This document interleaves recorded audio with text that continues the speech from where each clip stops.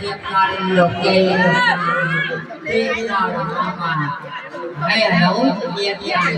đây là một thành công đang ngày tháng đây thấy là con thấy coi dưới là màu đâu thì con thấy con không vì nam lần này và con dùng để làm nè quý vị phải trình điểm để có một tấc vô đây là con thấy cái nào mà địa thấy đây được mẹ thà muối và trong muối đi bay trong cái đó cây cá điên đòn phải cho và thang thì kêu bao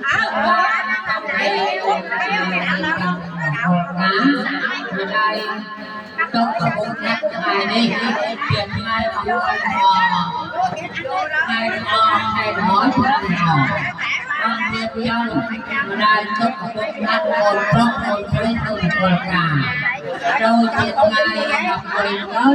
cái một con hai nè đâu chia lại vì con trang đối hốc sắc nguồn cứ sắc cả đây vì con trang đối một việc nguồn nhưng ba việc cho ba tập phục nắng ai vậy tiết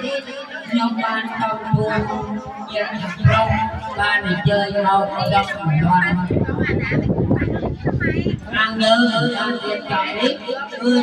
mà đây là phục hàng pro nó món má thật quang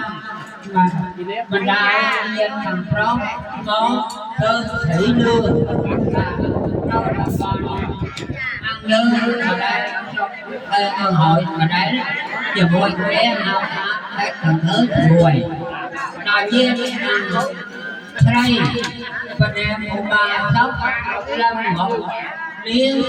lục đây nguyễn thị lễ hoa và nâu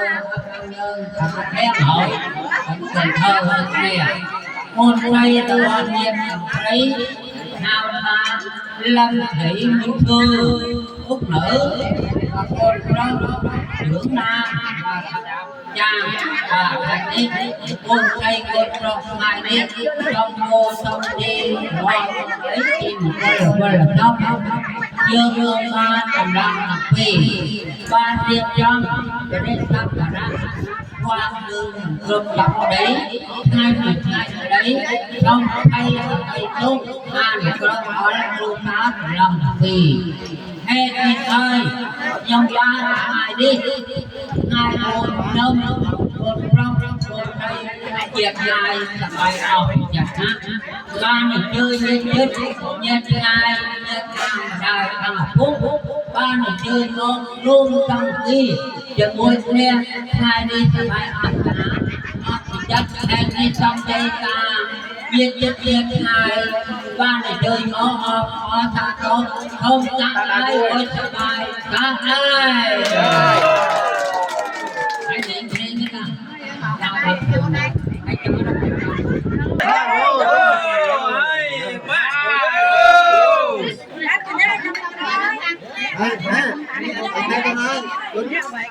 Con phụ nữ vậy chứ.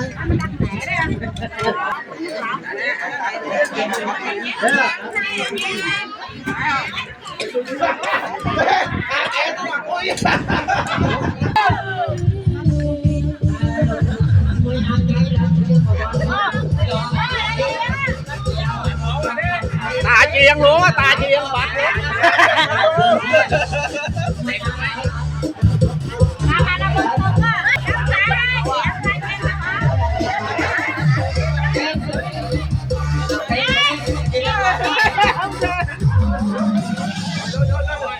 The total production has marketized items. Our first item is a wonderful food trailer. During this they are asking for this. It depends if it's a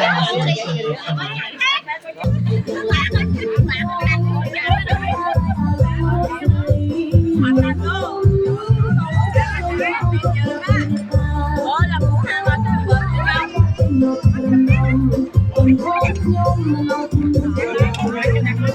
hấp dẫn. Hãy subscribe cho kênh Ghiền Mì Gõ để